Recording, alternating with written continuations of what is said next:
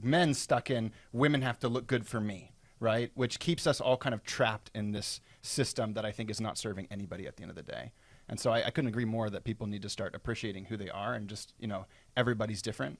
Everybody's different, right? And start looking at themselves and just finding ways to appreciate themselves. And this goes back, and Sarah, I say this a lot on the podcast, like we are not born this way. Like we are not born to like have hate for our bodies, to have hate for other people's bodies, to have this sexualized lens that we look through when we think about bodies. Like we're not born with those things. Those are taught and learned behavior. So I don't know if you want to comment on that at all, but just an observation that I'm having around the cultural values.